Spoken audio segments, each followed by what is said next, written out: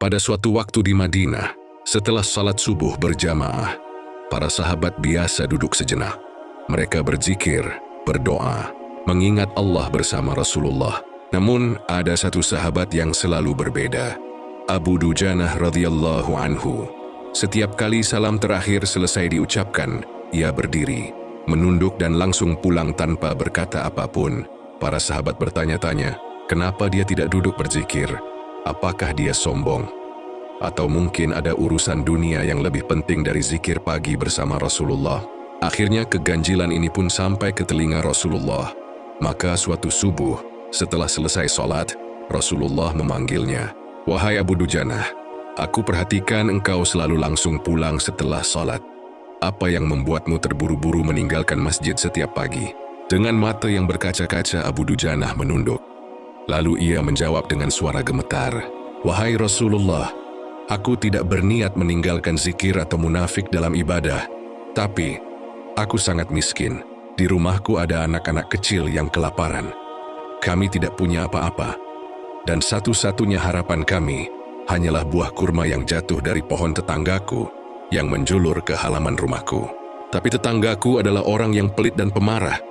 Ia marah ketika buah kurmanya dimakan anakku. Bahkan ia patahkan rantingnya dan menghinaku dan keluargaku. Maka aku pulang cepat, bukan karena tak ingin berzikir, tapi karena aku takut anakku terbangun lebih dulu dan memakan buah kurma itu. Rasulullah terdiam. Air matanya pun jatuh dari wajah mulia Rasulullah. Ia menoleh kepada sahabat tercintanya, Abu Bakar As-Siddiq radhiyallahu anhu. Tanpa berkata panjang, Abu Bakar pun segera menuju rumah si tetangga itu. Ia membeli pohon kurma itu dan langsung memberikannya kepada Rasulullah. Kemudian Rasulullah memberikannya kepada Abu Dujanah dan keluarganya. Bukan hanya pohonnya, tapi tanah tempat pohon itu tumbuh pun dihibahkan untuk Abu Dujanah. Agar tidak ada satupun yang bisa merampas haknya, Abu Dujanah yang sebelumnya hidup dalam kefakiran, kini bisa memberikan makan anak-anaknya setiap hari. Tak hanya itu, ia bahkan membagikan kurma kepada tetangga-tetangganya, termasuk kepada mereka yang dahulu mencacinya. Sejak hari itu, Abu Dujanah dikenal bukan hanya sebagai sahabat yang miskin, tapi juga sebagai sahabat yang paling banyak bersedekah dari apa yang ia punya. Ia tak pernah menyimpan kurma berlebih. Setiap kelebihan dari kebutuhan anak-anaknya langsung ia bagikan.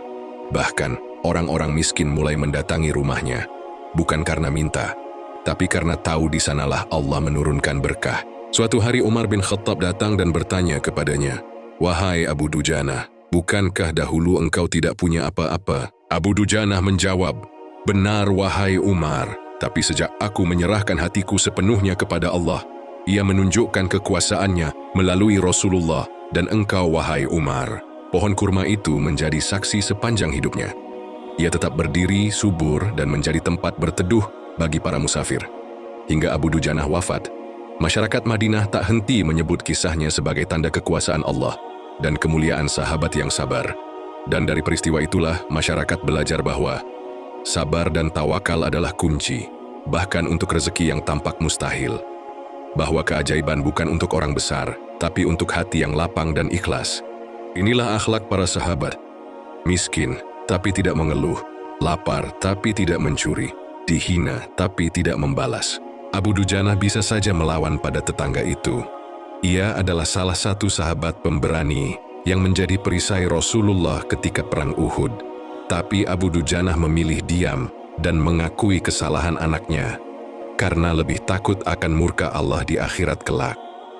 Dan inilah Nabi Muhammad, sosok yang tak hanya membimbing, tapi juga meringankan penderitaan umatnya. Barang siapa yang menghilangkan satu kesusahan dari seorang mukmin, Allah akan menghilangkan satu kesusahan darinya pada hari kiamat. Hadis riwayat Muslim. Allahumma salli ala Muhammad wa ala ali Muhammad.